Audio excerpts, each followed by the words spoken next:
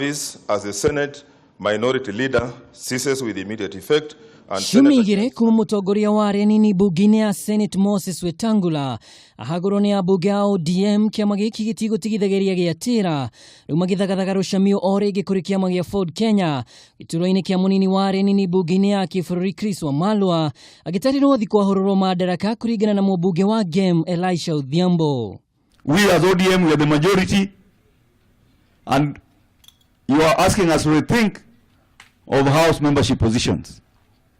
And I'm saying I'll be talking to my brother, Honorable Chris Wamalwa, to relinquish my position, which belonged to the people of Game, the deputy whip. Udoyo ukionekana gukorwo tari mugeni kuri mũbunge wa Kiminini Chris Wamalwa kuna hau kabere ni ataukĩtwo no ni jama ya thagathagĩtwo kuri ugĩte ukoro kwa ODM ndũramũguoyohia. Niko tayari kuondoka na niko tayari kuwapatia hiyo kiti yao kama imesema ni Wajaluo wakuja waichukue na waende zao.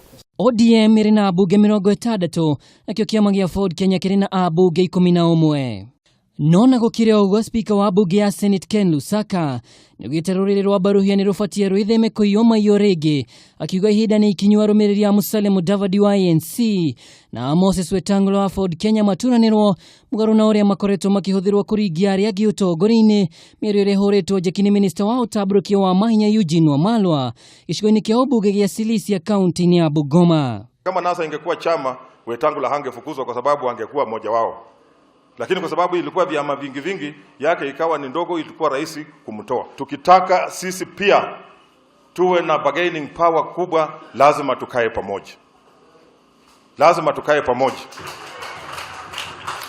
Na kukaa pamoja sio kutengeneza vyama, ni kukaa tuone vile tutaunda serikali. Mimi naona Mheshimiwa Washali ni kama we are consolidating this partnership from politics and to all other spheres of our lives.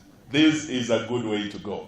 Kuma kuhagurwa kwa Moses Wetangula gwatania NASA dega na kwihande kuna ODM ni hotorete kwa hirada yao undu uria uronekana tari karata ka mwaka wa 2022 magitigirira gutire muhinga wa matoga no kuringana na Chris Wamalwa maya gukanarira na rimwe riria ringirithietie ugeni. William Ruto will end up being the beneficiary. You have just seen in Coast, Aisha Jumwa, the MPs, they are saying 2022 William Ruto ndiye nani? Ndio tosha.